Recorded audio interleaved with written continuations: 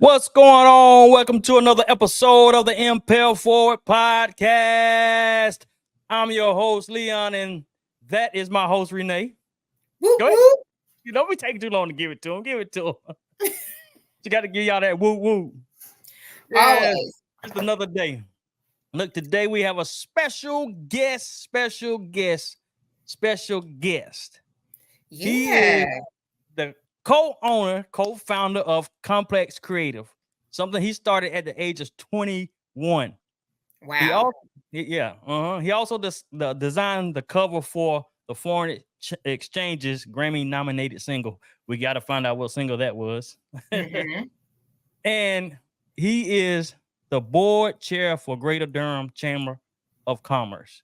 Let's give it up for Tobias Rose. Let's bring him in. What Yeah. up? What up? Where's the crowd at? Where's the I gotta We get my ain't gonna sound do- hits. no? Okay, I was looking I for the know. audience. We gotta Yeah. get the hand claps. Yeah. There we go. What's going on, y'all? What's going on, man? What's going on? Yeah. Nada. Just got back from the barber shop not too long ago. Had a wonderful gentleman cut my hair. For me to come out here for this podcast, and it was great. It was a great experience. It It was. an amazing experience. So Is that barber on this on here? yep. And I haven't put that check in the bank yet, but thank you. Thank you. Mhm. No doubt. No, I appreciate it. No, I'm good. It's been a busy day. It's been a busy year, busy few years coming out of the pandemonium. Mhm. But yeah, I'm good. Everything is working out, so we're good. Yeah, so Renee, you want to go ahead and get started, or you want me to ask first? Go ahead, because it's probably the same question, but go I know ahead. look, I sometimes, man, she be taking all my questions. Yeah, Listen. ain't no wrong with that. What's up? So tell us a little bit about yourself. Tell us where you from. I'm from Kannapolis, North Carolina. So Kannapolis is north of Charlotte. A lot of people aren't familiar with it. They always correct me on my hometown, telling me I'm from Annapolis, and I'm from Minneapolis and Indianapolis. I've been from a lot of different Appalases, but I'm actually from Kannapolis, and that is the same place George Clinton and Dale Earnhardt are both from. So, wow. yeah, I am from the birthplace of P-Funk, as well as the birthplace, I guess, of the Intimidator. So that's where I'm from. Came here to attend North Carolina Central University in '99. Graduated. I studied computer science, physics, but I ultimately got my degree in art with a concentration in visual communications, and then started my company, and here we are. So that's my pathway from Kannapolis to Durham, I guess. Now, the company that you started was called what? We were Complex called the Creative. Praktis. So The Praktis. originally That's it was what I the wanna talk to Praktis. you about. Yeah. Yeah. So in 2000 and in the year 2000, actually, I became a member of the National Society of Black Engineers. And so this was a time when people were exploring Flash, animation and stuff like that. And I volunteered, this was at NCCU, to do the website.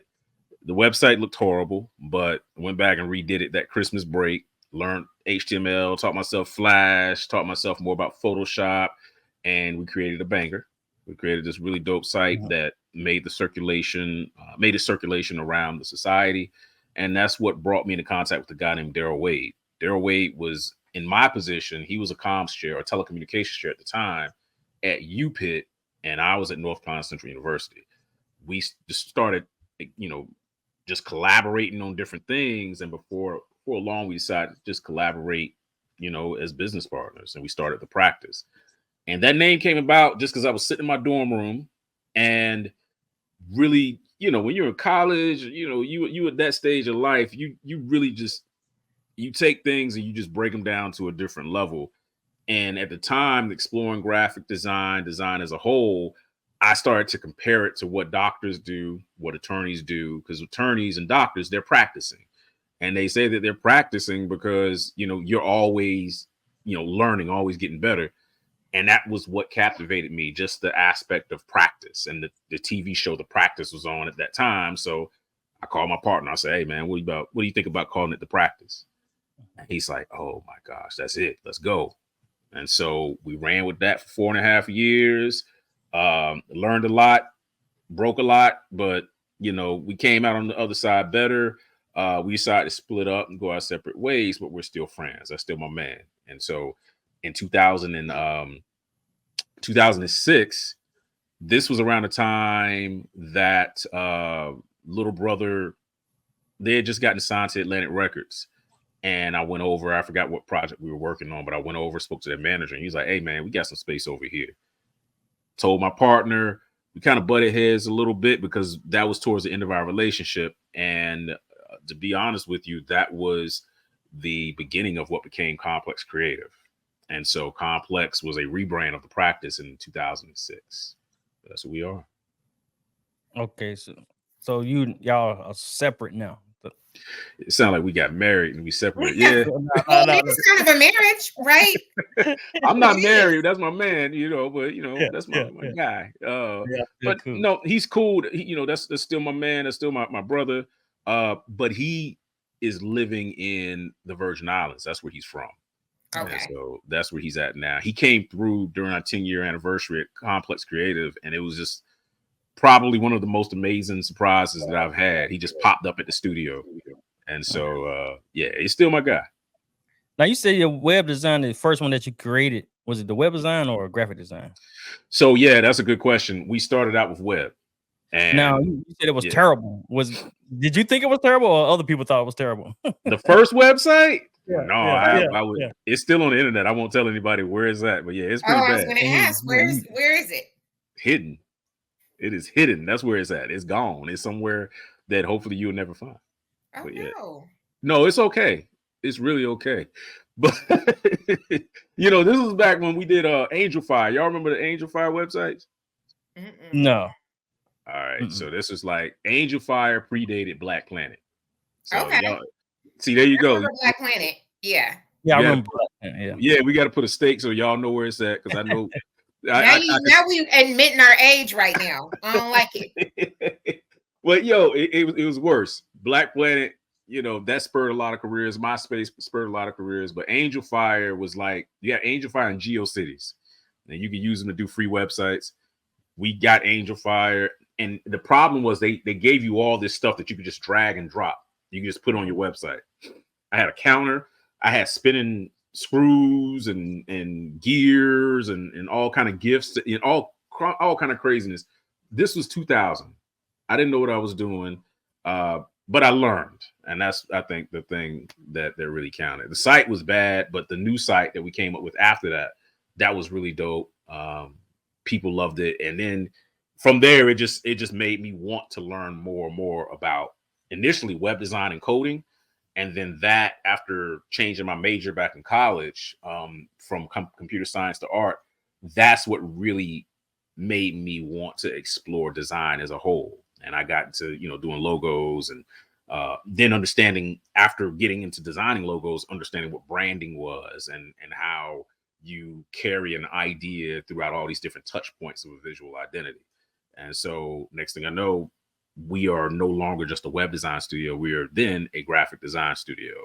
And the more we got into branding, the more sophisticated things got, the more it became evident that wasn't even all we were either. But yeah, web design, web development, that was the beginning of all this stuff. Oh, wow. Yeah.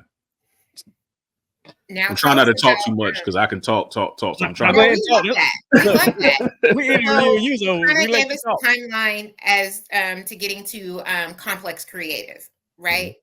So that was just you only. That was once you separated from your partner. Yep, that's right. It was me. Partner. Let me. Your business partner. My business partner. However, ironically, this was around 2005. My current partner, like my lady, my life partner, her and I met around that time, and she actually interned with Kompleks in the very beginning. And so, you were one of those. No, I wasn't. Hold on, let's get it back. Let's get it right. Hey, like Mr. Brown on the job. Like Mr. Brown. No, this was really like, I'm starting my company, and she's like, I want to learn all these things. Can I intern? I was like, yeah, that's fine in the beginning. And then it transitioned into, all right, you're doing a really good job. Let me just go ahead and turn you into an employee. And so she became a part-time employee with Kompleks Creative in the beginning. And then I wasn't paying her enough, so she left. She was gone from 06 till probably about 2018, 2017. She came back. That's a long time. Yeah. I mean, she worked at NCCU, RTI, IBM, RTP Signs, and then she came back, not in that order, but you know, and then she came back because at that point she had gotten an MBA, she had life experience, business experience, and she was helping me the whole time, just like part-time and here and there. She put in a couple hours here and there just to help out with some of our project management and just little things from the time that she left. So it wasn't like she left and it was like, I hate you, we're not going to do this. It was she left because she had some other things that she needed to get squared away with in life. But when she came back, it helped me, you know, get my brain out of that and really get more into the delegation from a project management perspective. Now, I had always delegated, but delegating an administrative aspect of what I did was really hard. You know, it's already hard trying to figure out how to delegate. And then once you bring in a person that's supposed to do the delegation on your behalf, it can be hard kind of, you know, taking your hands off. Or you have a problem letting go. I think a lot of us do. Yeah. Mm-hmm. I mean, it's your baby. You start the company and it's, you know, you're my baby. I don't want to make you jealous. But anyway, I got my son here with me, but it's your baby. You dream about it. You fantasize about what it could be, how it can make you money, how it can make other people money, how it could be more than just money. And then someone comes in and says, hey, this is dope, but we need to change it in order to make more money. Right. And, you know, I think too, a lot of times what happens with us is there's a trust issue with a lot of small business owners, especially if you've been in it for a while and someone comes in like that. You know, the good thing for me was that was my partner, so it was easier for me to trust her. But before that, it was really hard to trust people on that level. And you know, she helped us out a lot. And I think it was also an opportunity for me to learn about myself and learn how to hand over those reins to someone else.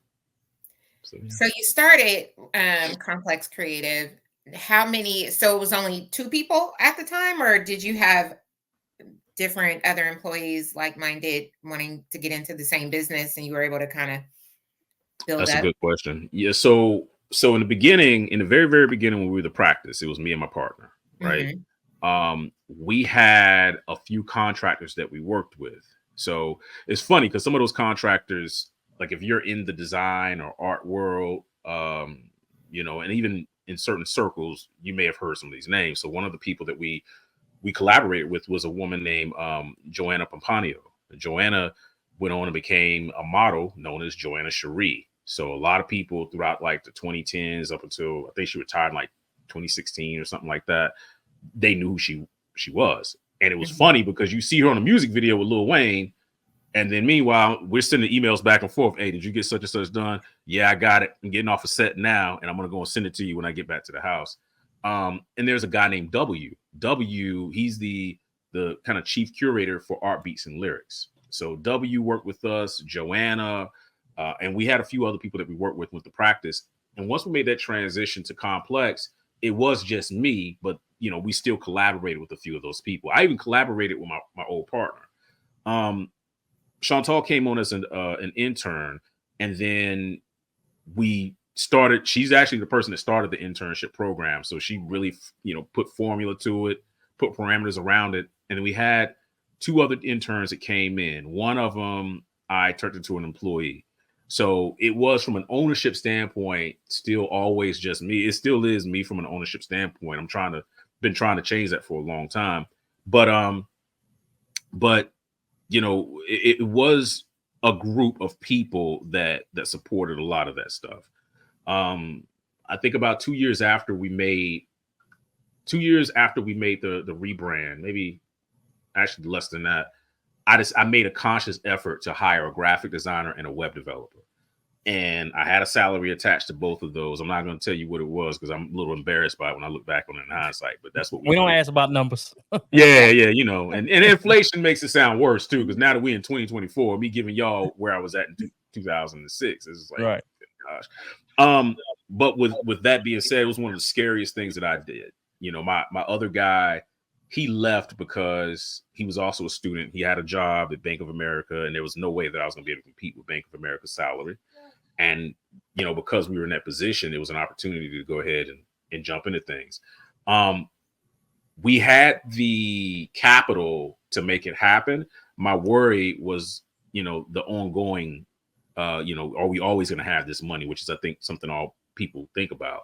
Right. But what I did was I put myself in a situation where I really thought through, okay, in order for this to work, I need this person or these people to make these particular things happen within the first 30 to 90 days. And after doing that and them being able, like, again, I was lucky.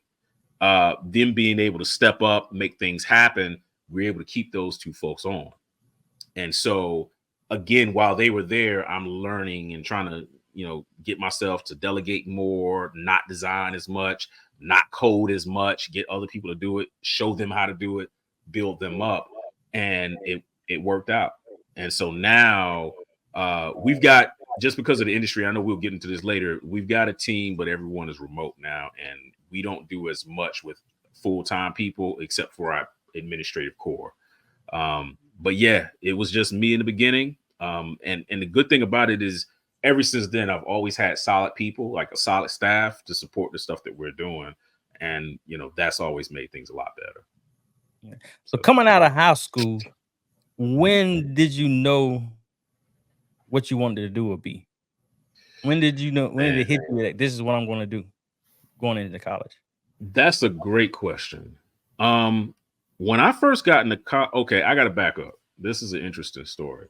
When I was like 5, my older cousin, he's one of my best friends. My cousin George said, hey, we were just having a conversation about what we wanted to do when we grew up. I'm 5. He's like 9 at the time. He's 4 years older than me. He said, hey, man, my teacher gets paid to do art. And I'm like, what? I'm 5. And so you're 5, you hear that you can get paid doing art. And I like to draw. I was like, tell me more. What is that title? He said he's a commercial artist. And so from the age of 5 until probably 9, 10 years old, I wanted to be a commercial artist. I don't know what happened in the middle school years, but for some reason I started getting on this geneticist, wanting to be a geneticist and wanting to go into more science. And I was just good at it at school. And I think what happens sometimes is when you're good in school, you've got teachers that want to encourage you.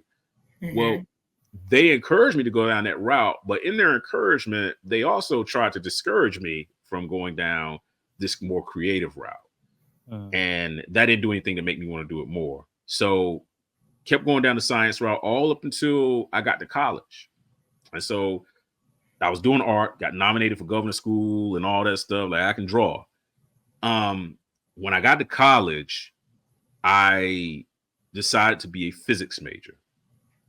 Again, this is where the science stuff, this is where people telling you should do this and you'd be good at this and this, that, and the other. So I went to physics. I love engineering. I do love physics, but I don't love physics the way that I love creating. That's something to me, like, me and Fonte from Little Brother is a friend of mine, and we were talking about this on my podcast a little while back. But that creativity, sometimes it doesn't even always feel like it comes out of you. Sometimes it feels like something's working through you to make it happen. And when he said that to me, I was like, yeah, that is what it is. That's exactly what it is. Like, I can sit here, you give me a formula, I can apply numbers to that formula all day long. But if you give me a problem and you don't give me a roadmap, I have to be creative on how I solve that. And that was what was more attractive to me at that time, coming up with unique ways. Hell, I was in programming class. The teacher would give us an assignment. I just put it together, do my program. And this is like the black screens with text. That's the kind of stuff we were doing. You see the code up there, you compile it, and then it does something. It talks to you. Man, I had my program saying, hello, how can I help you? Oh, now I put in my note. Now, mind you, the professor told us, I want you to put together a program that does this mathematical equation. I got the thing asking questions, asking how was your day today, all kind of other stuff, just because I want to be creative. And we found out you was part of AI. Right. Hey, look, hey, but before AI was AI, we were doing AI, right. But no, it was fun to make these programs more human, to make them, more friendly. He didn't ask us to do it, but we did it, and that's what was fun to me. So I don't know. I got I was in the cafeteria one day, and yeah, I know this guy's name, but I'm not gonna put him out there because we're not cool like that. But there was a guy, not cool as in we fell out. It's just I don't know him that well. Who was amazing in art. I saw him in the calf at Central. Now, for all my Eagles, this is old calf, not new calf. I wasn't around during new calf. I'm a little more seasoned than that. So we're in old calf. I'm on the other side of the cafeteria, and I see this guy with this big, huge, beautiful pencil drawn piece. And he's just in the cafeteria. They just, moving along, and I'm just captivated. And so I asked someone else, I was like, how is our art department? And they told me, they were like, hey, it is what it is. We got some dope people there. But you should go and talk to this person. I went over there, talked to that person. That person happened to be the chair. And that next semester, I was no longer taking classes in comp sci. I was still a comp sci major, but my classes were in the art department. I was now taking art major classes without having changed my major. I didn't change my major before I did it. So I did that, and it felt right. I was still taking a little bit of programming. I was still in NSBE, National Society of Black Engineers. So I still had my programming and my tech, but now I'm starting to explore this more creative realm. And so it felt familiar. And they took us on a field trip to this ad agency in New York. And we're talking to these people. It's a Black-owned ad agency. They did the account for Burger King, I believe, at the time. And the guy that came and talked to us was a commercial artist. And back to 5 years old. Yeah, right. And so he said, he showed us the Burger King posters you see when you going past it. He said, if you can design that, we can give you a job. And everyone said, yeah, I can do that. He said, no. You misunderstand me. You see how that bread looks. You see how the meat looks. You see how it glistens. You need to be able to do all of that. In addition to the typography, in addition to choosing the complementary color palette to go along with our branded colors. I was just like, I want to do that.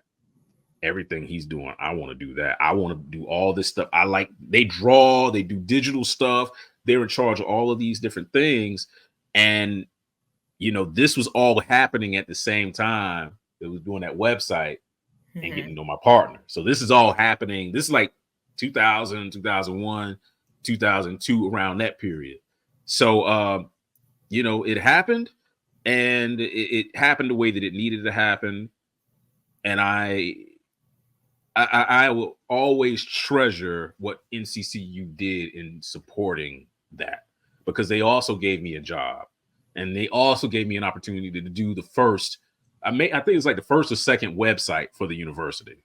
So it was amazing. But when I got to college, that's why I say this is a loaded story. You asked me like when I got to, it happened at 5. And then it was a journey, and that journey just took me down a pathway that brought me here. So that's how I got here. Wow. He probably had the best MySpace in Black Planet. Oh, it was lit. It was lit. Hey, you had all the music, all the graphics, everything, the design, all that, huh? Now, my Black Planet was whack. I ain't gonna lie to you about my Black Planet. It was because, see, this is the thing. I didn't use it in that way. I was trying to get girls, and so it was just set up to be what it was. That's where I'm gonna leave that. But your MySpace, you had your top 10, all that, huh? Oh yeah, no, we used to do the custom MySpaces. So you go to MySpace. And back then, we made it so it didn't even look like a MySpace anymore. We had the MySpaces popping where they look like websites. And so, my MySpace was live. It was amazing. Yeah. Oh man, I wish I could find those graphics. You just reminded me of some stuff. That's hilarious. So Kompleks Creative now. Yes. You said you have 2 full-time people and on your team, admins, or that kind of assist you with administrative duties, and then you have part-time. Yeah, we have part-time and contractors. Yes. So we used to keep about 12 people on staff at any given time. So we fluctuate between like 9 to 12 people on our team. And then I believe the pandemic came. And so when the pandemic came, it really, really changed the way that we had to operate. Not just people want to work from home. Now, we have to figure out how to do creative direction with people who are remote. how to train people up. And so for us, it put us in a position where we really had to change up how we do business, and in how we did business, it made us realize we could probably accomplish a lot of these things that we were doing before with a smaller team. And so that's where we are right now. And that's also intentional because I've got a 2-year-old. So with all those life changes, it was really a situation where I realized I could not manage as many people as I managed before with all these life changes. And, we had to figure that out. So now we're working leaner than we were, making, about the same amount of money. But I do want to grow our team out a little bit more. I do want a little bit more ownership. So I'm talking to a few friends of mine about collaborating on that level.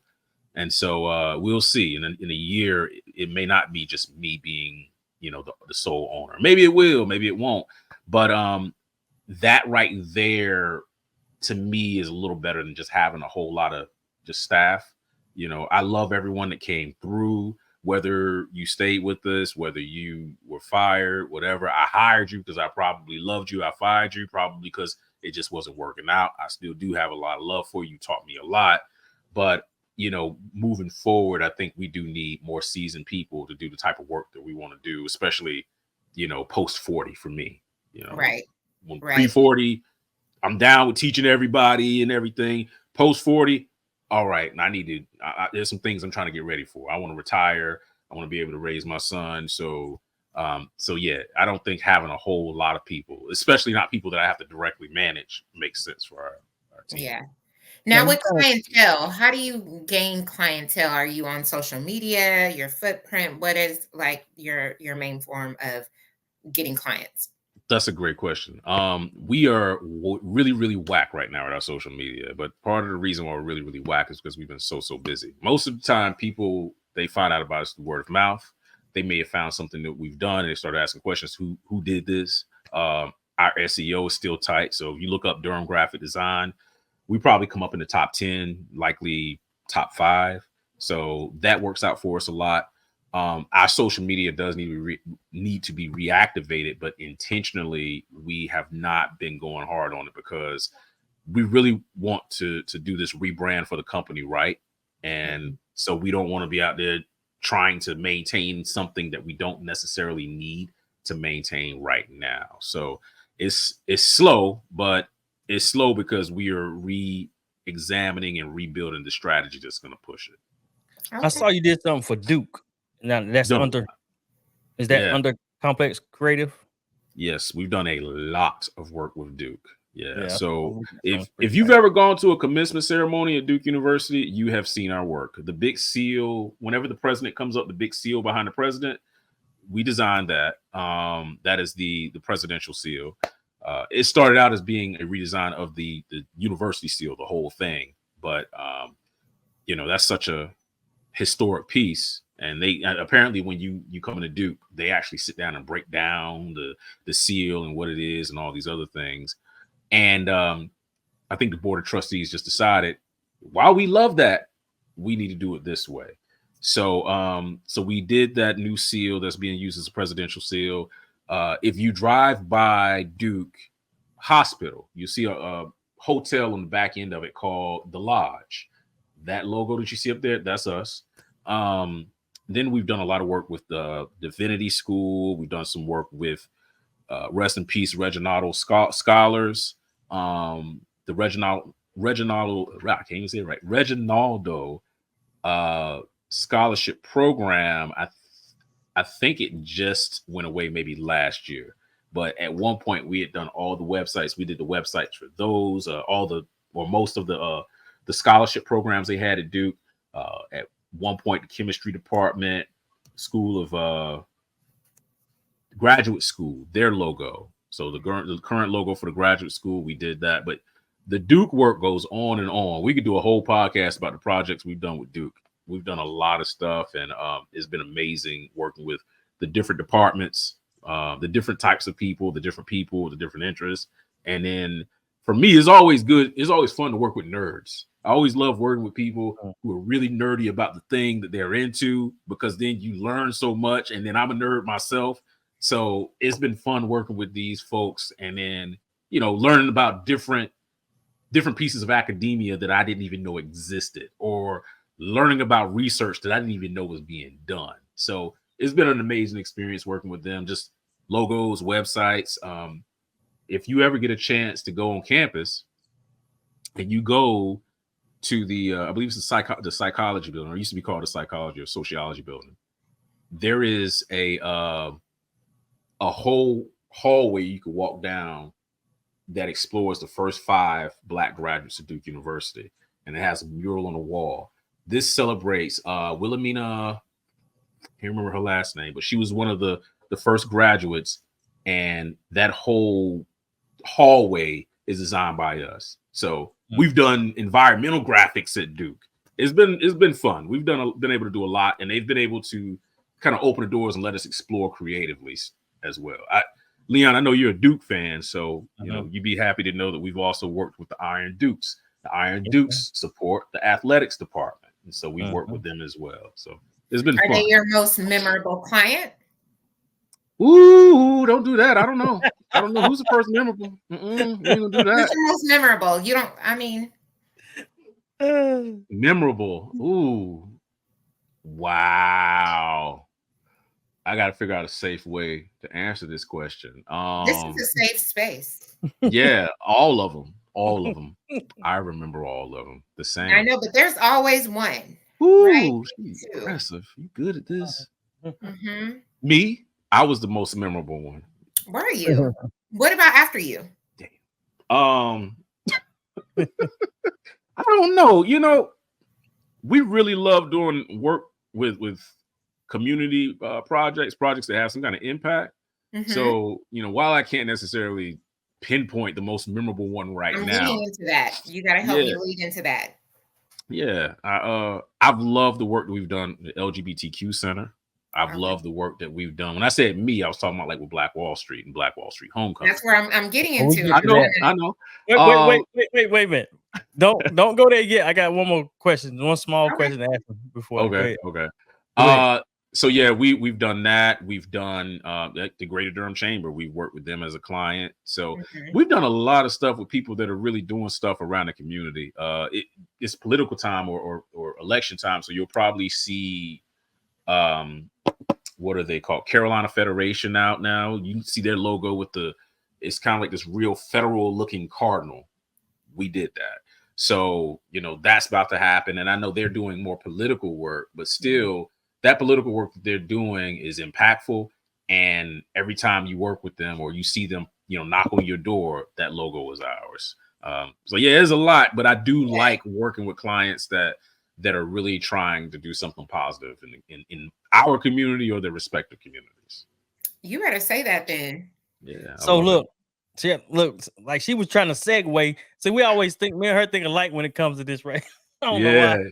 I be having to beat her to certain things, but I just wanted to ask you one little thing as far as the Kompleks Creative. What is you touched on it a little bit, but what is the long-term goal for Kompleks Creative? That's a really good question. Yeah, that's a really good question. So originally Kompleks was created to be more of a co-op. So it was created, like I said earlier, and I kind of alluded to that, where there will be other owners. And so the original idea was, you know, I'll hire people, I will train them up, I'll get them to be so great that we get to a point where I say, all right, I need you to come on as a partner. That didn't work, partially because we had so many younger folks coming in. So we had people coming in straight out of college. And in my head, I'm thinking, I'm going to keep them for life. And they're thinking, this is a great first job. So, you know, that didn't necessarily happen. And I think, you know, moving into this new season and hopefully bringing aboard people that are more seasoned, people that are already just crushing it in their crafts, I'm hoping we can move back into that model. And that way Kompleks will be around after I'm gone. So the easy thing is to say, I'm going to give it to my son, you know, give it to my family. And I think, you know, he deserves ownership, but I don't know if this is what he wants to do in, you know, 16, 17, 18 years. If he does, I do want that pathway to be open for him to take advantage. But if he doesn't want to do it, I also want him to have the freedom to be able to do what he wants to do. So I don't want to put that pressure on him to be able to take over, you know, family business, this and the other. But I do want this to be a way to generate more income, generate wealth for my family, even after I'm gone. So hopefully Kompleks will be in that realm where it can do that. And I'll be, in a chairman position, be in a board position or something like that. But, as we've done it, it has been a machine that has worked. We know how the machine works. We know how to activate the machine. We know how to slow down the machine. And that's incredibly valuable to, create this sense of freedom. So now I think in us thinking about this next level of freedom in serving our clients and also being in a family, it's really about now, okay, having people work beside me that are already crushing it in their respective lanes. So for me, it might be brand strategy and me also having all this experience, but I might have a friend over here who's really good at doing parties or something, or really good at doing event planning. Hey, come on aboard so we can do some brand activations, or I have a friend over here that's really good at this other thing, good at writing and PR. Come on aboard so you can start doing our PR work for our clients. So that's the direction that I would love to move in. That's the direction that we're exploring right now, trying to figure out what that looks like. But, even while that happens, it's about creating an opportunity to live the lifestyle that I want to lead. I don't think people are in a place where they're living to work anymore. I still do enjoy the work that we do, and I'm passionate about it. But I do recognize that the way that we lead our lives, the way we live our lives are different now. And I want Kompleks to be able to complement that moving forward. I don't want it to be the life. I want it to complement our lives. So that's the future. That's what I'm hoping the future looks like with us, where it can be that season on top of whatever good is going on and help us, you don't want to say that it's going to be something that just makes money and puts you in a position where you can take vacations, but we do want it to put us in a position where we're not always worrying. We want to put us in a position where, we don't have to be there every single day to ensure that it's okay, where people can carry it on forward. So, I do think that there's an operational layer that's going to have to exist within that, and we're going to keep that. And I think that's part of the value proposition of Kompleks, as it pertains to someone coming in and working. But, it's definitely going to be set up to help us lead our lives a little differently. All right. That's good. Thank you. Well, moving on to, your next endeavor of business, because Okay. you're, multifaceted. I do it all. I do too much. That's what you're saying. I do too much. Go ahead. Yes. All So right. now let's talk about Greater Durham The chamber. Chamber of Commerce. Yes. How did you get into that? Whew, how did I get? Oh, I remember they came and asked me if I would be a member back in the Praktis days when I lived at my apartment and did all my work out of my apartment, and it wasn't the greatest, and so I got really upset with them, and I left the chamber. Wait. They asked you to be a member, like just an ordinary member, just a regular member, or yeah, like just anybody off the street can be a member.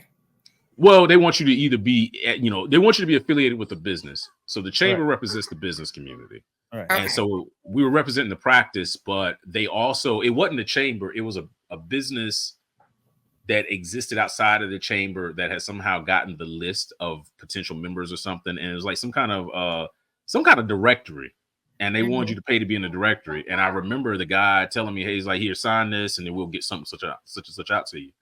And I was like, all right, I'm letting you know I'm not, trying to be a member yet. He's like, no, it's cool. Well, I got an invoice. The invoice wasn't for membership. It was for this ad or whatever in this book that I didn't agree to. So that was a lesson in reading the contract before you sign anything. So I left the chamber alone for a number of years, and a friend of mine, Sheena Johnson, she's been married for a long time. Back then she was Johnson. Now she's Cooper. She said, hey, we need some help on this project. All right, cool. I'll help you out on it. We helped on that project. Then I got a phone call from Adrian Brown. He's a realtor now with Inhabit Realty. But Adrian hit me. He was like, hey, man, been hearing about you. Want to sit down and talk? He was a sales guy. We went and sat down. And what I didn't know when I sat down with him, but I didn't know that he had worked for my competitor. And so he had some insider knowledge on how everything that we do works. And so he was able to hook me in that way, because it's like, all right, yeah, I've been there and we've worked with these people and done such and such. And so just through that, having that kind of bond, it, you know, it opened things up a little bit more, and it made me say, all right, well, maybe it wasn't the chamber's fault that first time around.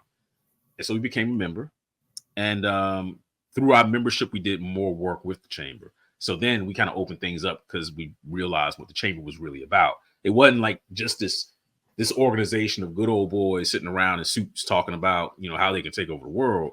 It was really the organization that represents the business community. So now, like when I'm out in the streets, I tell people, you know, we represent the business community. Yeah, I'm representing for you too. I'm representing for you. I'm doing this for us. I'm doing this XYZ for us. And now a lot of people in my circle are starting to get it. They're starting to understand what it's about. But yeah, it went from me not really rocking with them to becoming a member to getting involved to going to the networking events and then starting to actually meet people, like not networking for business, but networking just to network. You figure out who's out in the community. And you know, you start moving outside of the chamber when you do that, because people be like, hey, why don't you come to such and such? You going to a different event, you going to this thing. And the next thing I know, I believe our CEO left, Casey Steinbacher. Casey, I want to say on her way out, recommended me. Maybe a few people may have recommended me for board leadership. And then I'm on the board of directors. So I'm sitting there in the room with everyone. Farad Ali, outgoing board chair, he's in there. George Haywell from Capital Broadcasting, he used to run the Durham Bulls, he's in there. Michael Schoenfeld from Duke University, he was the director of the vice president of public policy and communications at Duke. So all these people in here in the boardroom that I'd either heard of or either worked with, and it just felt comfortable. I don't know if it was seeing Farad work or seeing how the board dynamic was, but I didn't feel like I needed to be quiet. I felt like I could speak my mind. I felt like I was around people where if I spoke my mind, they could understand what I was saying, and they could contribute, and I was contributing. And man, I got addicted to that. I love that feeling of working with people who are also trying to make something happen, and people who are trying to help you make things happen. And stayed on the board until they asked me to, you know, become. They asked me to go into the exec committee. This was around maybe 2019 or 2020. And so I went in the exec committee. The following year, I was recommended and elected to the treasurer position. Then the following year, moved into the vice chair position. And then here we are. But, you know, through the chamber, that's also part of how I got involved with the bond referendum, the $95 million bond referendum for housing that we had a few years ago. It's the way that I got involved with a lot of. I'm sorry, I have a 2-year-old that's bouncing right now, and I'm trying so hard to not look at it. But son, hey, look, we had that conversation at the barbershop. Yeah, it's like trying so hard. I told you, man. I told you. But anyway, you know, that was the journey to the chamber, and it has put me in a position where I can work with the city, the county, with our delegation, with our senators, and I can work with them representing small businesses. And we don't get that chance that often. You don't always have a small business owner serving as the chairman for the board of the board of directors at the Chamber of Commerce. Usually it's going to be such and such that works at Fidelity, or it's going to be this person from IBM, this person from Duke, this person from Duke, this person from this thing. So to do this as a small business owner, knowing the history is, y'all, this is an amazing honor. It's an amazing privilege, but it's also an amazing responsibility. So that journey, you know, from where it started and throughout the years, it taught me so much about what a business ecosystem is, how a business ecosystem thrives, how they die, how they're reborn, how they're revitalized. And I watched Durham grow. I was a part of the growth. I was a part of some of the deals to bring different businesses to town. So it gave me perspective that I just did not have before. So yeah, I love the chamber now. So you kind of have to be affiliated some way, somehow to join this board. You have to, you mean to be on the board of directors or be a part of the chamber? be a part of the chamber? Maybe possibly No, directors?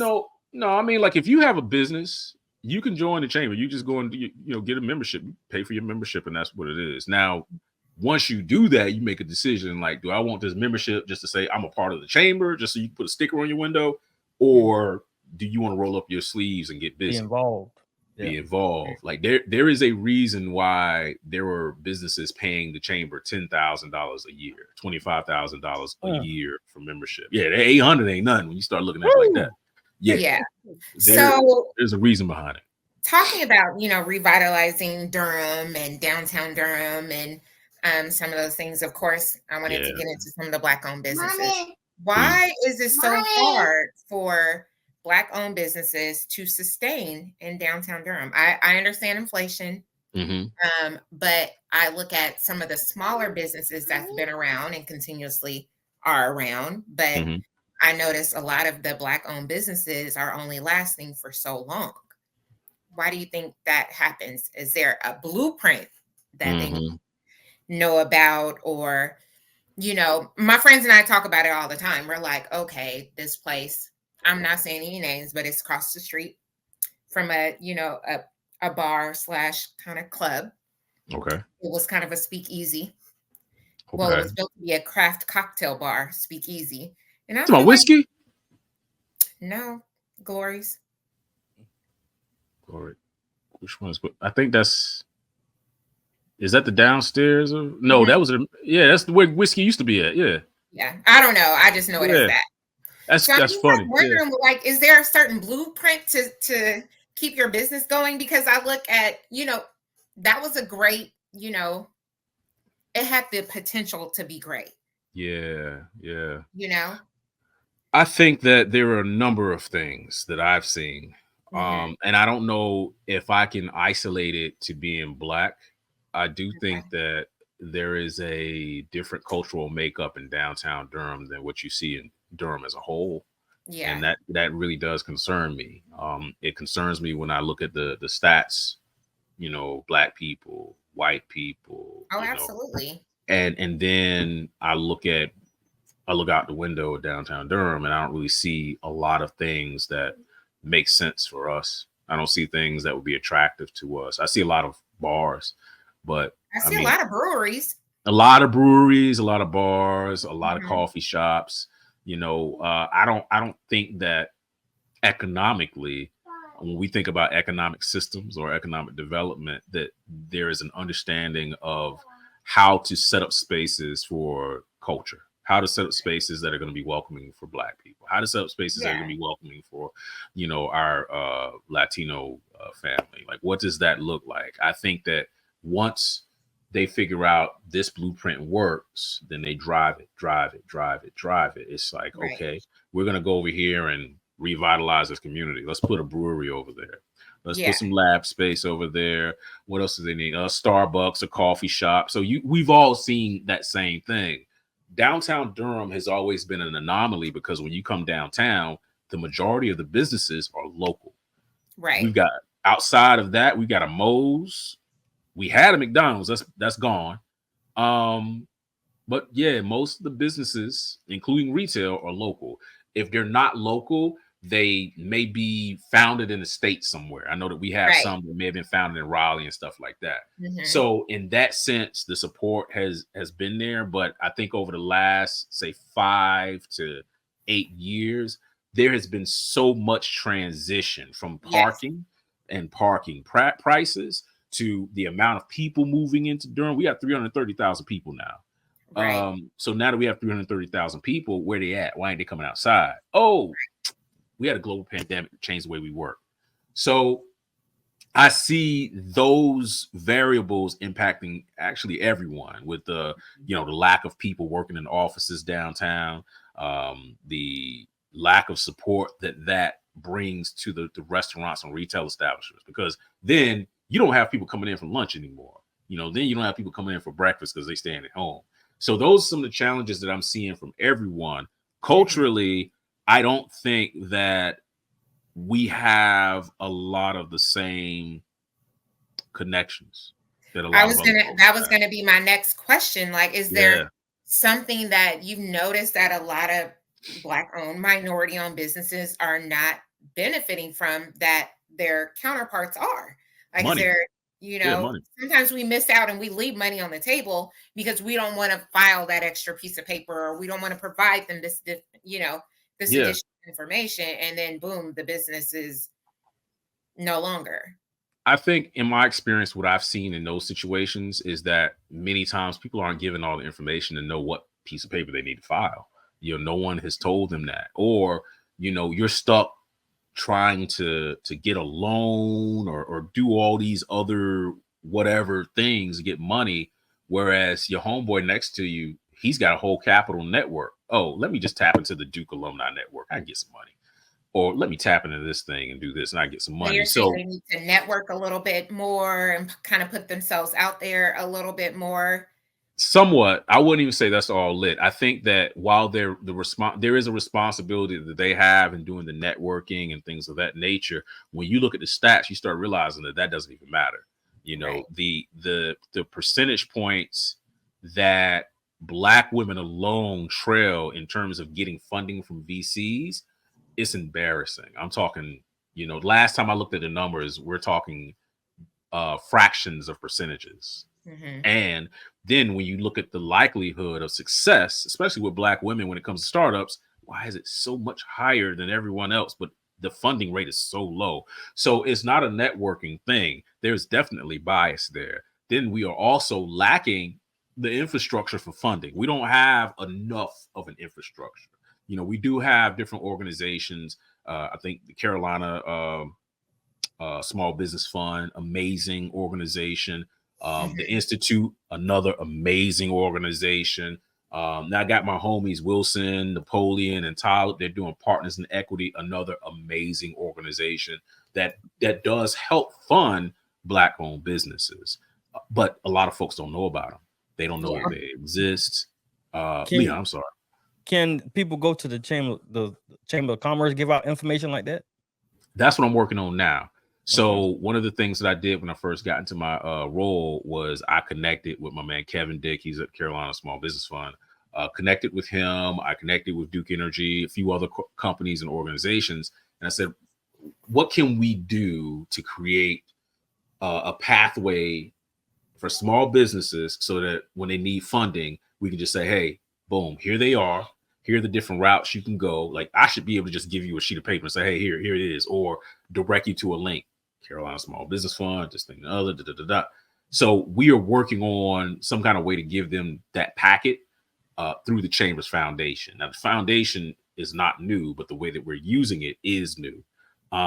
So the foundation, we're going to be using this as a platform and a vehicle to do more of that funding, that direct funding, to also kind of corral all the funding sources and direct people through some kind of, I don't know if it's going to be a portal or what, to make it easier for small businesses to get that kind of information. So it's not all in one place right now, but it is something that we're working on pulling together.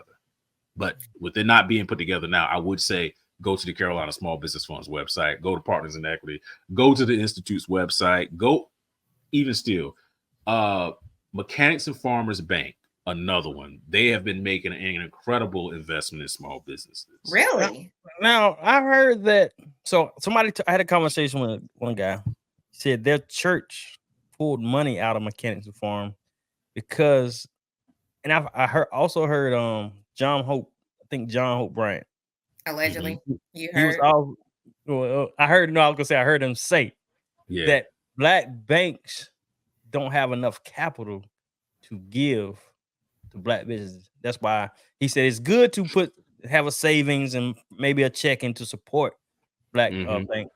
But as far as them giving money like for business and loans, now I know they give a little, but he said as far as the big, they really don't have that much capital.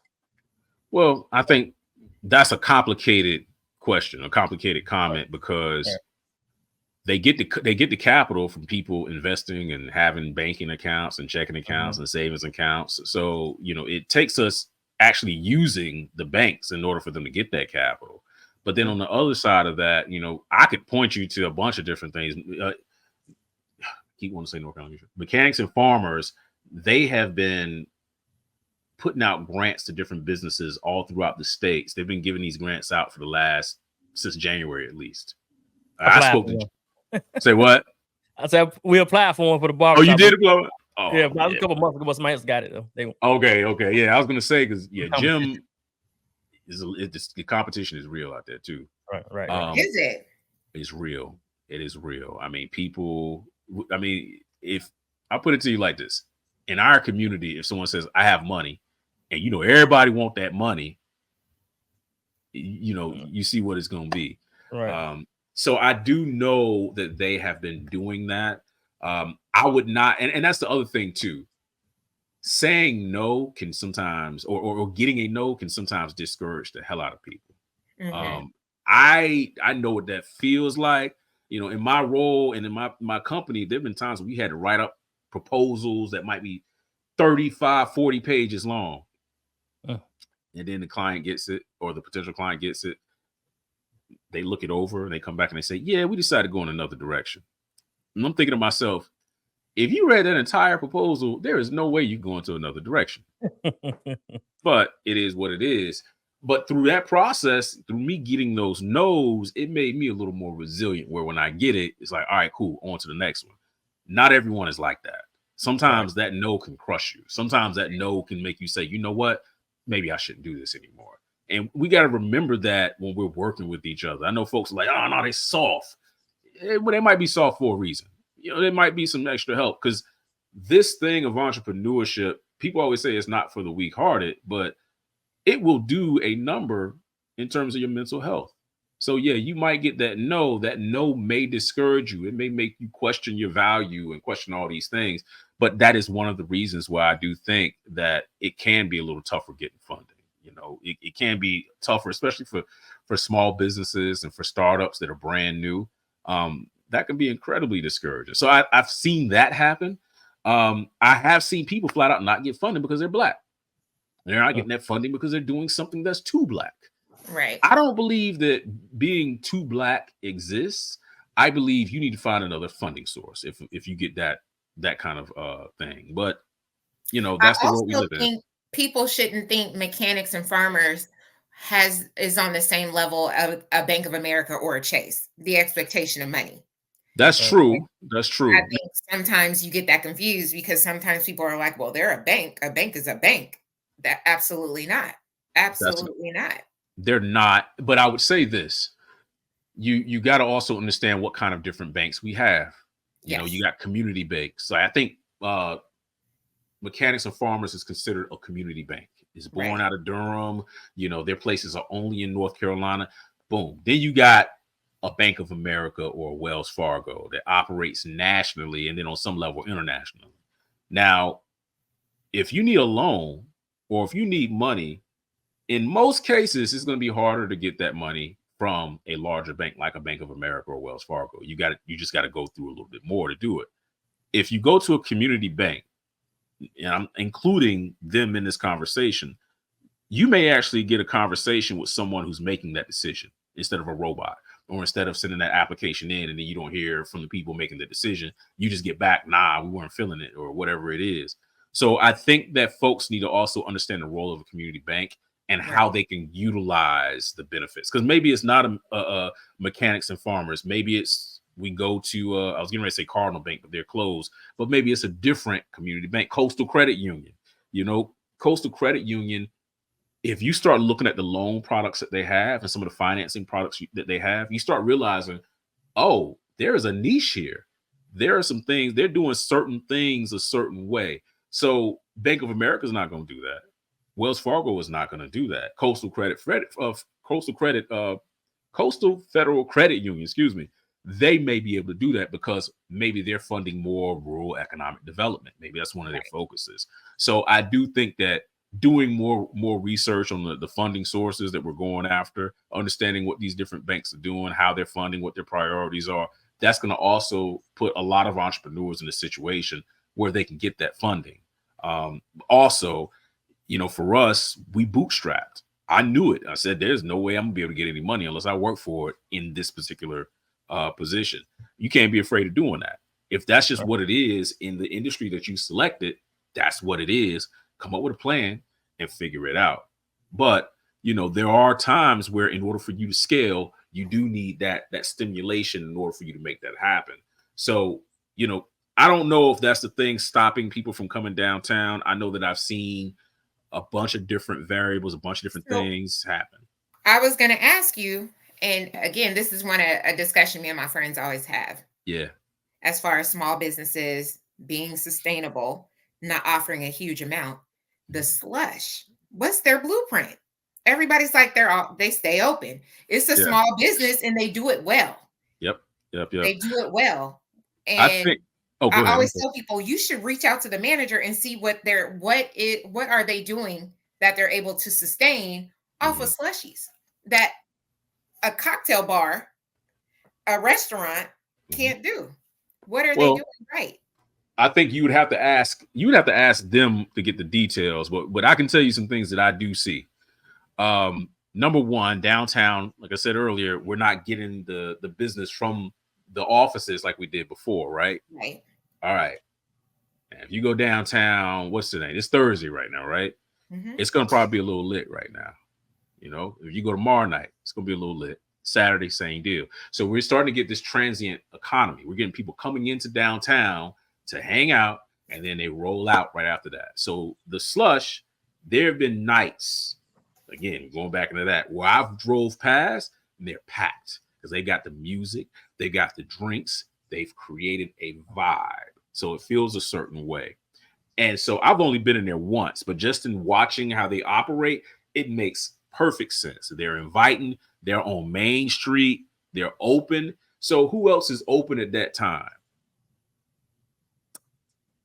What's that? The spot down at the old whiskey, what's it called now? Ruby's at 5 Points. They're open around that time. They don't have slushies. They got drinks, craft cocktails. You know how much it costs for those craft cocktails? A little bit more than it does from the slushies. Them slushies, the margins are probably crazy because you're basically serving people a cup of ice with some juice and a little bit of liquor on it in a big cup versus a smaller glass with just liquor in it and maybe a rock or two. So, I'm banking on you to spend this $15 per drink with these craft cocktails. I want you to do that. This is what I want. So you got to have a specific clientele to do that. You got to target a specific clientele. Slush, anybody can come in there and get that. It is open for a wider demographic. It makes sense because it's not only welcoming the people that have money, it's welcoming the people who just want to come in and have fun, the more casual consumer. So I think that's working in their favor. All of those market conditions, if you take advantage of those market conditions, you're going to win. Now, I say all that to say I see why they're winning. I don't know what else they have going on. I do know our businesses are still struggling, but I do think that when they set themselves up, they knew we're going to be a spot that's going to be popping, towards the end of the week.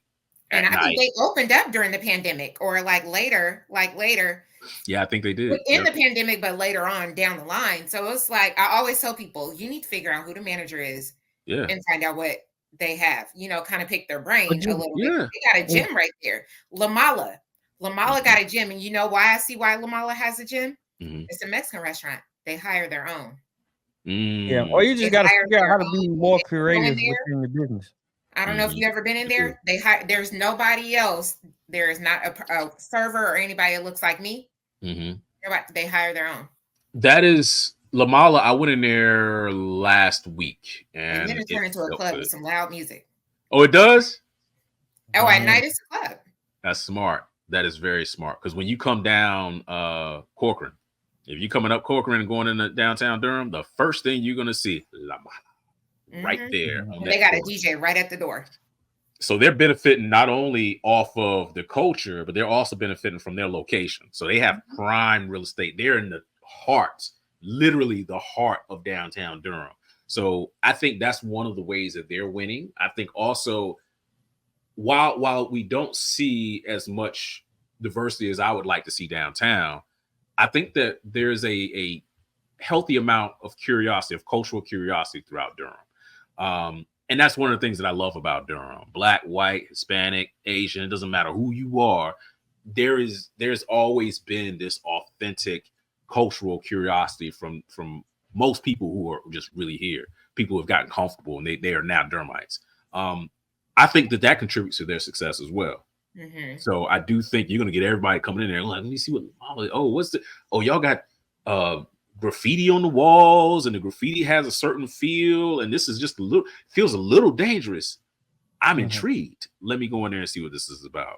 So, I think that's happening. But again, what are they doing? They're taking advantage of that transient economy. They're taking advantage of people coming in at night.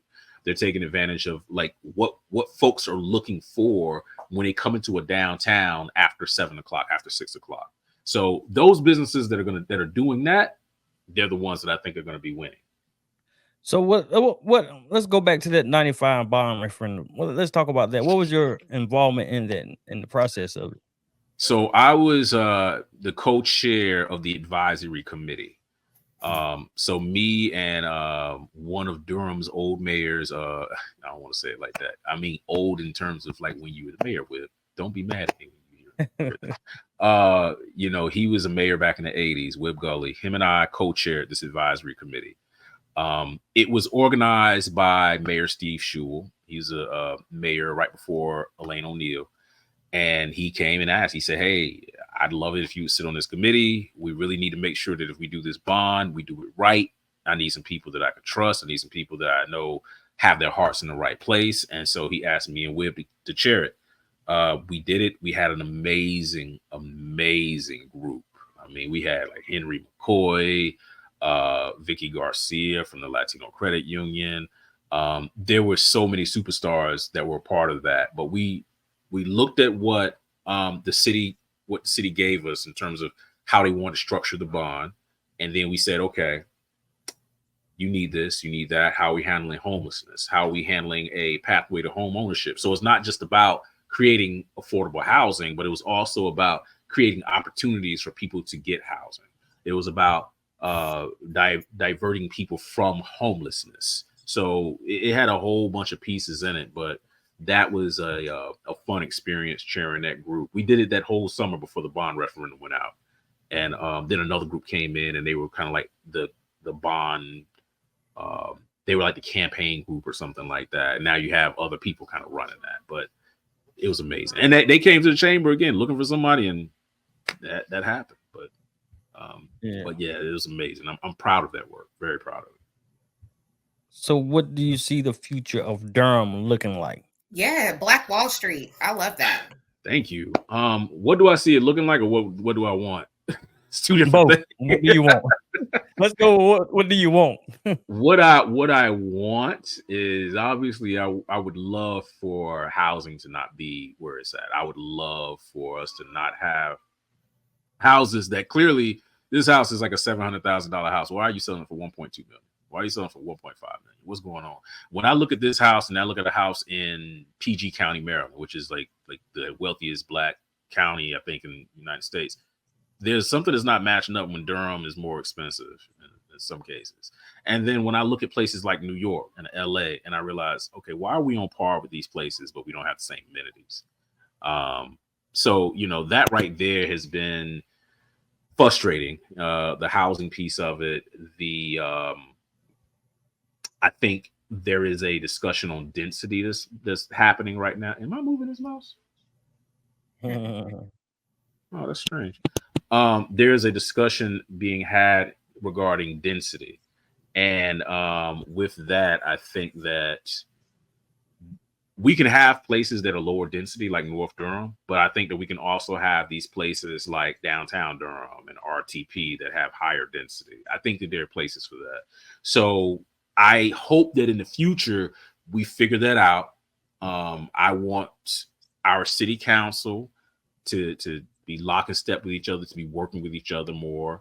I think we've got some wonderful people sitting on city council. I just want them to collaborate with each other more. I think that our county commissioners, the same deal. We just want y'all all talking to each other and working with each other. So in the future, that's what I would love to see. But when you're doing something that's dope, if you're doing something really nice, and this is evident with what happened at the Olympics, other people take note. Hip hop, we got breakdancing. Ooh, breakdance is dope. Let's make it an Olympic sport. Ooh, Durham is dope. Let's go and build some apartment buildings out there. So then we're getting folks that are coming in from out of town who recognize the value in our community, who want to invest in our community and get money off of our community. And so now we're in a situation where we have a group out of Chicago or New York or wherever who has a building in downtown Durham, and they're charging people ridiculous amounts of money, but there's nothing we can do about it because they're not even from our community. They're looking at data and saying, oh, yeah, they can take it. Yeah, we can charge them as much as we want to charge them because, yeah, they can take it. They're making all this money. And that may not work for the community. That is what I have been seeing. And my fear is that the better Durham gets, the more of that we'll see. And I think that's where we're going. Right. The key there is to have leadership in place that's going to be responsible, because while you get that, there are some good people out there. There are some good developers out there that want to have affordable housing, that understand the nuances of a place called Durham in the Southeast. And they understand, okay, while the data says this, you have a lot of wealthy people and a lot of people that are not wealthy. So maybe the data says that because we have these inequalities with this wealth gap or whatever. Maybe that's the reason why the data says that. People don't always question those things, but that's real. And that's what's going to shape our future if we let it. So what I would love to see, what I think we need more of, is more community collaboration, because there is no way with that kind of growth that you're going to keep people in Durham. As much as we love it and we love to contribute to the tax base, we have to do more collaboration with places like Hillsborough, places like Wake County, Orange County, Wake County, all of our surrounding counties, because as I keep saying, our cities are going to spread out. It's going to be like melting. You're going to see cities. This sounds horrible, but when we think about a city, we think about all these high rises and everything. What happens if it melts? It spreads out. So we're starting to see that. We're seeing people moving into Orange County, moving into Mebane because they can't afford Durham. They can't afford Raleigh, so they're moving out in Johnson County. They're moving out there. Now, if that's what's happening, what are you going to do to collaborate with these communities and make sure that, A, your residents have the same amenities, or B, you have some kind of relationship in place so that when these things happen, you're still tracking together, you're still winning together. Now, I can tell y'all, with the work that we do in economic development at the chamber, many times this stuff is regional. So when we're going out and trying to recruit a company like Ayana or is it Ayanas? Ayanas. When we're going out and trying to recruit a company like that, Wake County is on the board saying, okay, all right, so this does make more sense to be in Durham. Cool. Y'all do that. We're going to help you out. We're going to help you get this deal done. That happens in economic development, but that's going to have to happen on other levels. Like our city councils are going to have to work together more. Our county commissioners are going to have to work together more. We do have delegates like, senators and Congress people, but that means that there's going to have to be even more collaboration with each other, because I don't think we can start looking at it as a Durham and a Chapel Hill and a Raleigh thing anymore. We have to look at our MSAs. Right now, our MSA has Durham, Chapel Hill, and I think Raleigh Cary area. I think that one goes all the way down to Fayetteville, but I could be wrong. What do you mean by MSA for the slow people? It is the that's me. I'm talking about me. Metropolitan Statistic Area, I believe. I have to look it up. So the MSA, I think, is a Metropolitan Statistical Area. When you're doing census work, sometimes when you're doing ED work, when you're doing some of that, you have to split it up so that things make more sense. And that is kind of the simplest way I can say the reason why we have different MSAs. So you have different MSAs throughout any state. So Charlotte has the Charlotte metropolitan area. Greensboro has theirs, the Triad area. We have these two where you got Raleigh. It's not Raleigh Durham. It's like Raleigh, whatever. You got Durham, Chapel Hill. So I think that we can work with Raleigh. Sometimes people are saying, well, no, they're in a different MSA. None of that matters. It does not matter. What matters is the people of Durham who work in Durham are not always going to be able to afford to live in Durham. Now, either that's going to be our reality or we're going to do some things to fix that. Now, either way we go, we do need to figure out what kind of collaboration we're going to be doing with surrounding communities, since we're going to be sharing residents. So I think that that's where we're going. I do want to see more affordability. I do want to see more of an emphasis or re-emphasis, I guess you could say, on small business economic development. We need to inspire people to start more businesses. Like, small business employers are the biggest employers when you look at it from a statistic standpoint. They're larger than anyone else. Like, what large business out there, Google included, is employing as many people as the small business sector? They're not. I mean, you got mom and pop businesses here and there, wherever and everywhere, but it makes sense to put them all together when you start thinking about those numbers. So I think we need more of that. We need more collaboration. And I think the other thing that I would appreciate is transit. I think we would all appreciate some kind of mass transit. We need mass transit. We about to fall apart if we don't have mass transit in place. Now, this is what it means to be intentional. Sitting down and thinking about this strategy before enacting it is key. I don't think we do enough work in thinking about, okay, what happens if we are successful? Like, what happens if we do attract all this attention and everyone wants to move to Durham? What do we do? That wasn't thought through. I mean, we've always had ideas of transit, but we haven't had any real follow through. And, if that's going to happen, you got to think, once we do this, once we make this decision, this is going to spur economic activity at all of these stops. Now we got people over here. We got businesses over here. Look at Charlotte. Charlotte's an example of what I'm talking about. Now, you can control it or you can let it happen to you. I think Durham for a long time has let things happen to Durham, has let it happen to it because we've been trying to get people to pay attention to us. We're getting people to say, hey, Durham's cool too. I know Durham's cool. We don't have to convince anyone anymore. Now we need to control the flow, curate our folks, curate the people that are doing business here, and make sure that they are really trying to do right by Durham and by the people of Durham, because some people just want to get money off of Durham and not contribute to Durham. So I know that was loaded. So Black Wall Street. Yes. Explain more about it. All right. So Durham has a Black Wall Street. And so you do have, I think, 3 communities throughout the United States that have what's called a Black Wall Street. Now, you got other business districts, but the name Black Wall Street was given by Booker T. Washington. He came to Durham and he said, oh my, this is a mecca for business. North Carolina Mutual, Mechanics and Farmers Bank, Mutual Savings Company. This is a Black Wall Street because of the money that was being moved around in Durham. He did the same thing in Greenwood. So in Tulsa, everybody knows about that because of the tragedy, but they had that because of a lot of the oil money. And that happened after Durham had gotten started. So we had the North Carolina Mutual and North Carolina Mutual and Provident Company, which was started in 1898. So, we have Provident 1898, which Kompleks named, but that's where the name came from. So we had that. We had the Savings Company. We had a lot of other small businesses. We had Pettigrew Street lined with a bunch of different Black businesses, the Hayti area. So you got Hayti, Pettigrew, Black Wall Street, popping, early 1900s, Black-owned businesses. Then you got people out of that same crew decided, you know what, man? Let's start a school. It's like, word? Yeah, I think it's time. James E. Shepherd, North Carolina Central University. So that was the kind of thinking that you had back then. This is the kind of deals that you had happening. These are the networks that you saw popping. And what happened with me was, while I had knowledge of some of that, I didn't realize how significant it was. So I grew up, my grandfather, he actually worked for North Carolina Mutual selling insurance. So my grandfather, everyone knew him. You can go to Kannapolis. Yeah, it's Mr. JB.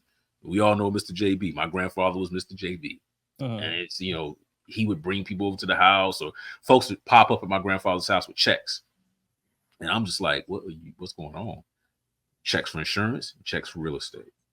So I did not know how significant that was as a child. I didn't know that was not normal. And then when I got to Durham and I see this building that I used to see every day as a kid, because everyone in my family, they had those NC Mutual calendars and it had the building on it. And I was just like, wait a minute, what is this really about? And I'm hearing, oh yeah, they were the largest Black-owned business in the 50s. What? My grandfather worked there? Yeah, your granddaddy worked for me. Yeah. What do you mean it was the largest black-owned business? Oh, yeah, largest black-owned business in the entire nation. In the entire nation? Yeah, in Durham. So that story, these people getting it started, and it goes on and on when you go deeper and deeper. Hospitals, Chuck Watts, my man Chuck Watts, his dad, Charles Watts, was, Chuck Watts Sr., and Aaron Moore, the Spalding family. I'm looking out. I'm not just saying one Spalding, not just saying CC Spalding, because I love multiple of you Spaldings, because I know some of y'all personally. The Spalding family, and a bunch of other folks. It was inspirational to see it happen. And when I left my we were on Cooper Street, which is in East Durham. And I told y'all how little brother's manager, his name was Big Doe. He gave me the office space. When we left that area, we knew we wanted to be in a space that we could grow with. And I think when I told my team we were leaving, I said, you know what, wherever we go, we're going to make the space better. That's just what it's going to be. Got an email from this guy. He said, I got this space. I looked at it and I said, man, this is out of my budget. He said, no, we can make it work.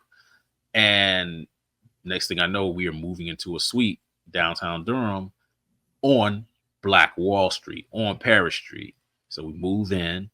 And as we're there, I'm just starting to invite people out. Like at this point, I think I'm in my early 30s. So my early 30s, I'm trying to get people out. I want y'all to come and see the space. I want alums to see the space. We're doing wine tastings and everything. And so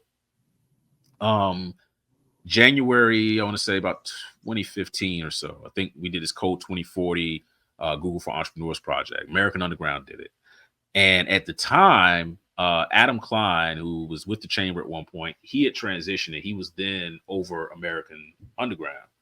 And him and I had a conversation about a lot of the same stuff we're talking about right now, but specifically about Black ownership, Black entrepreneurship. And for him, he was looking at it just over there at American Underground. I'm looking at it all throughout Durham. And he's just like, man, we got to do something about this. Like, the numbers aren't right. I know we can do better. We need some ideas. We got to figure this out. To make a long story short, Jessica Averhart and Talib Graves Mans, the next year, I want to say, so I might have some of my dates wrong. We're in my office and we're talking and we're just trying to figure this out. Like, what could this thing look like? Talib wants to bring capital networks to Durham. He wants to bring VCs to Durham. I was like, okay. Jess is working on this Google for Entrepreneurs, Black Founders thing. I'm like, all right, that's dope. And then they said, well, you've been doing something. So for me, every year up until that point, I was doing wine tastings and different events to bring the NCCU alumni community to Durham. I want them to network with the business community. So me wanting the NCCU alumni community to network with the business community. Talib wanting to bring capital networks. Jess had the Google for Entrepreneurs, Black Founders Exchange. Y'all, we got something. What are we going to call it? And I just blurted out, Black Wall Street Homecoming. And I remember one of the guys looking at me, he's just like, man, that name is controversial. And I was just like, why? Y'all coming back home? We just do it like that. This is homecoming for business, Black Wall Street Homecoming. Like, this is easy. And so Tyler was all in. He was like, man, yeah, let's go. Just liked it. And before I knew it, we were on our way to planning our first conference. And so we did the first one. We did a big party in the alley behind my office. So alley is literally called Alley 26. So, we have the bar Alley 26. The alley beside it is literally Alley 26. So we had lights, we had DJs, we had Ricky Moore, James Beard award-winning chef. This is before the award, was in the alley cooking up gumbo. So he's out there doing gumbo, and it didn't last long. The next year, I invited him up into the VIP suite, the Kompleks office, and he did the same thing. Pete Rock was there. So there's a video of Pete Rock and Ricky in front of the Kompleks sign, and they're just sitting there chopping and talking it up. But what Black Wall Street Homecoming was all these things that we love. For me, I love business, but I also love hip hop. So I was able to invite, Pete Rock and my man Sky Zoo and Pooh from Little Brother and, Royce the 5'9". I was able to invite them down because, to me, like I said earlier, I came up with Little Brother and, Ninth Wonder, all these guys were around me. I looked at them as entrepreneurs. And it's crazy now having these conversations with them because they're like, well, we looked at you as the guy that was the entrepreneur. My man Nick Nicolay, he said that recently, and congratulations to Nick Fonte, 20 years of connected, the foreign exchange. That's amazing. But we did all that, and then we had Michael Jordan's business partner up there for this big session, and then my man Rodney Williams came in. Rodney has a startup called Listener, where they were transferring data through sound. So it started to become kind of this Black South by Southwest that's happening in Durham. And we did that, I think, 6 years. And it was fun. It was really dope. I think that last year, the last 2 years, we all started to kind of run out of steam a little bit because it was a huge lift. We had brought aboard a friend of mine named Dee McDougal. At the time, she was at Square One Bank. So she came on its second year as one of the ownership group. And we still talk. We're still cool. We're still trying to figure things out right now in terms of what it's going to look like in the future. But yeah, it's this thing. It just blew up. We did one in DC. We did a South by Southwest, not South by, a Black Wall Street in DC. After that, we also did a few programs. We did the Speakeasy program, which is a political awareness program. We did one last year, I think.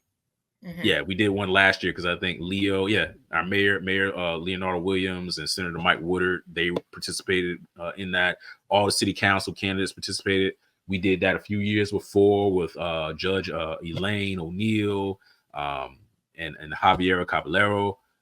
It's been fun doing that, especially doing it under the Black Wall Street umbrella. So it's about awareness. It's about community. It's about business. It is about Black capitalism too, as a way to liberation. It's about a lot of different things. And so it's still an organization. It's a nonprofit. It's still an organization we all hold near and dear to our hearts. And I think right now we're just working through kind of like what this is going to look like in this new Durham, in this new world, because we can't do it with it. We want to bring it back. It's just I want to be a part of it. I'm trying to be a part of it. I love that. I feel like I was in it when he was telling the story. It was fun. Me and Leon were in line at Black August in the park. It was last year, I think. This last year. Mm-hmm. So we're in line. And so we were just there, just chopping it up. And there was a guy in the other line. He was looking at me. I'm like, what's going on? He came up to me. He said, he's like, man, that's a big tease right there. I was like, what are you talking about? When are you bringing this back? Because I had on my Black Wall Street shirt. Right. Yeah. And I didn't even know the guy. It's funny. I was telling Deidreana, one of our city council people, about this earlier, and she was like, "That really happened." I was like, "Yeah, that happened." My man Leon was there with me, and so we want to bring it back for the community. We want to bring it back for us. We just want to make it right, whatever way we do it. Well, if you ever need some volunteers, I'm here. I will remember that. I'm down. I will definitely remember that. Don't say no. All right, I know you got to head out. So, oh man, it's all good. Yeah. So what's next for you, as far as the Black Wall Street? You said that y'all trying to work that out. Yeah, we're working that out. Yep. Chamber of Commerce. Yeah. So you got a little bit more time, or you? I've got as long as he can sit still, man. Y'all, I got a 2-year-old beside me. He's quiet right now, but I got a little bit of more time. And the other person, because I can't say their name out loud, I can hear them upstairs getting ready to leave. If he gets wind of that, it's going to be all over. But no, I got a few more minutes. I'm good. Okay, you just let us know. Right. We can keep rolling. Yeah. I can go to at least 9:45. Let's do that. Okay. Be safe. Yeah. But it's what's next? So we are actually transitioning Kompleks out of our downtown studio, and that's just because of on Black Wall Street, but that's because of just where everything is at now. We're in a new economy. So that is moving in the direction that it needs to move in. My chairmanship with the chamber will be ending in in December, and then I'll be the chair emeritus. And so I wanted that to open me up and give me some time to relax, but based off of what my CEO was telling me, he said, "No, you're still gonna be working next year." You be the chair of what? So I'm gonna be the chair emeritus. That's just like after you roll off, that's your role. So there's gonna be another chair, Dom Cole Johnson from Pinnacle, financial. So she's going to be in that role. And so I will be in a support role, but like I said, he's probably going to have me working. I did go back to my music background. I didn't really talk about that here, but I do that's have what I want to talk about. I knew you was on time limit. After you started talking about music, I said, I got to find out about the music background. I'll throw it in there. So just real quick, like since we're trying to move fast. So back in high school, I was in a group called Figure Four, and we used to perform everywhere. We did shows down in South Carolina, North Carolina. We did a bunch of different things. Very underground, intentionally underground. And when I got to college, I didn't really want to be known as a rapper anymore. You know, I lived that life where, you know, I'm in Charlotte and somebody yells out my stage name and I'm just like, and you know, these were fans or whatever. Just very, very hyper local celebrity. It was funny.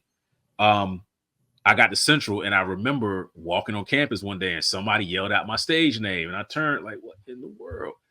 And I just remember making a decision like that would not be for me. I don't want people doing that. I had a whole bunch of numbers in my pocket from doing Summer Jam in Charlotte one year. I remember coming home. I'm in my room just pulling out like, what is this? Like balls of just crumpled paper. And as I uncrumpled, they were numbers. It was like, you know, Mandy. Oh, you were cute on stage.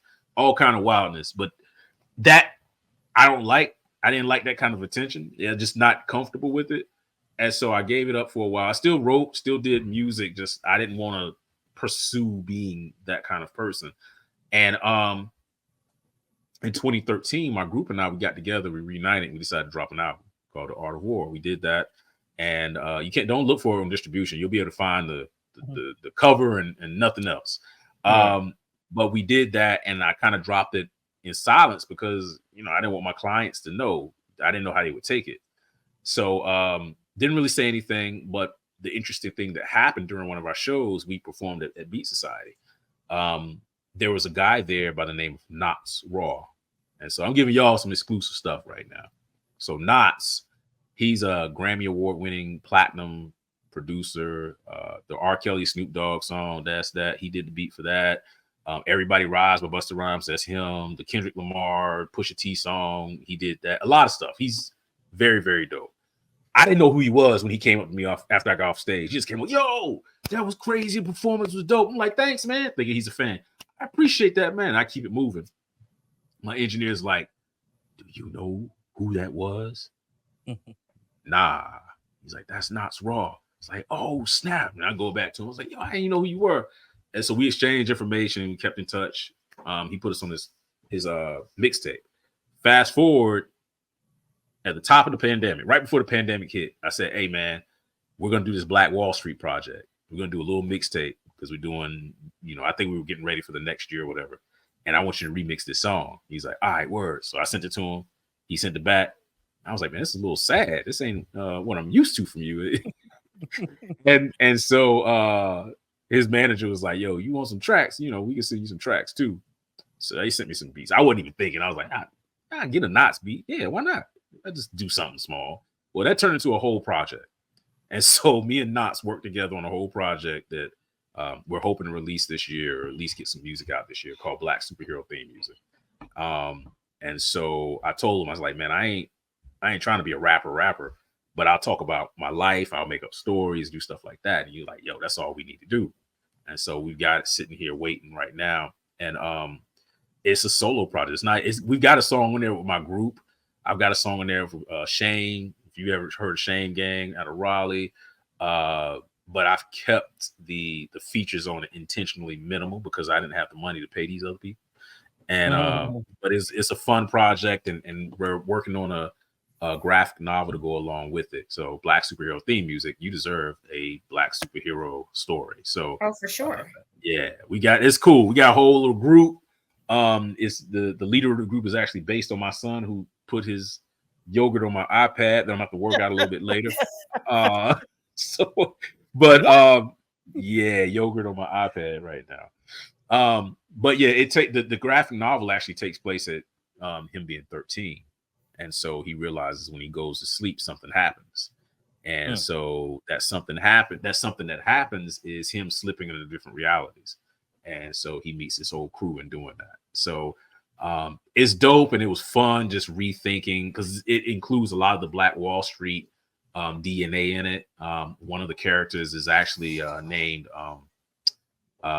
make sure I get it right, America Johnson.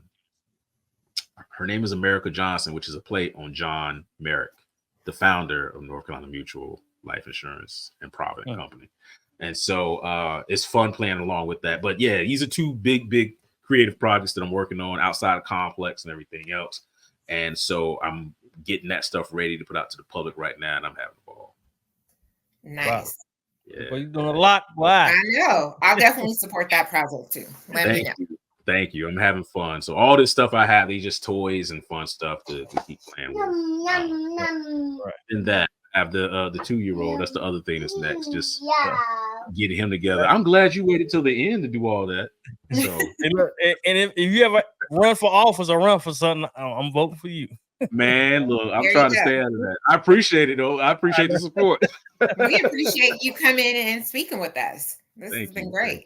Thank you for the invite. Yeah, y'all just let me. He's blowing bubbles now. Y'all just let me know whatever you need. I guess if anyone needs to contact me, they can contact me at Tobias_Rose. Yeah, Tobias_Rose on most social platforms. I'm on LinkedIn, Instagram, and then they can follow us at Kompleks Creative on Instagram and most other platforms. So yeah, and BWSHomecoming.com for Black Wall Street. Love that. Right. Yeah. Well, it's been good, man. Glad to have you. Yeah. Thank you. I appreciate it. This was amazing. Thank y'all for having me. Yeah, no doubt. All right. Thank y'all for tuning in to another episode of the Impel Forward podcast. And remember, seize the opportunity to grasp your dreams. Peace. Very nice.